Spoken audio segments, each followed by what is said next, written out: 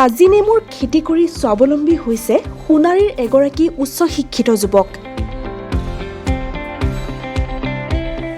সোণাৰীৰ চফ্ৰাইৰ যুৱক প্ৰশান্ত দত্তই নেমুৰ লগতে বিভিন্ন শস্যৰ খেতি কৰি উপাৰ্জনৰ পথ মুকলি কৰিছে।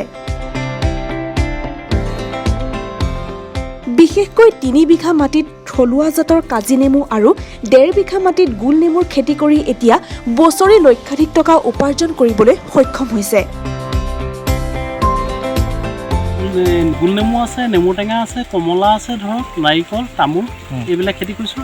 তাৰপৰা আপোনাৰ ছিজনত ধৰক জলকীয়া, তাৰপিছত জলকীয়া, ৰঙালাও, ফুলকবি, বিলাহী মই সকলো খেতিয়ে কৰোঁ।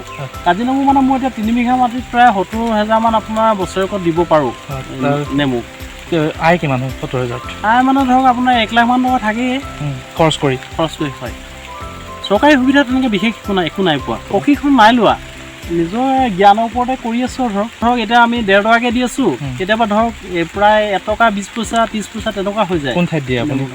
ধৰক আমাৰ সোণাৰীত দিওঁ, তাৰপৰা শিমলগুৰিত দিওঁ, এনেকুৱা হয় বজাৰবিলাক। বেপাৰী আহে ইয়ালৈ? বেপাৰী আহে কম পৰিমাণে, কেতিয়াবা নিজে দিবগৈলগীয়া হয় বেছি হ'লে।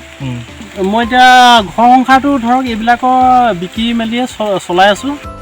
চৰকাৰী সুবিধা অবিহনে কোনো ধৰণৰ প্ৰশিক্ষণ নোলোৱাকৈ নিজৰ অভিজ্ঞতাৰে কৃষি কৰ্ম কৰি স্বাৱলম্বী হোৱা প্ৰশান্তই সোণাৰী, শিমলুগুৰিকে ধৰি চৰাইদেউ জিলাৰ বিভিন্ন বজাৰত বছৰি ৭০,০০০ অধিক কাজি নেমু যোগান ধৰিবলৈ সক্ষম হৈছে।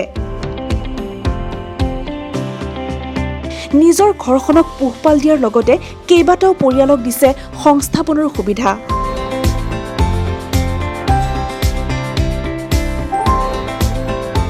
ব্যুৰ' ৰিপৰ্ট, ইষ্ট মজ', অসম।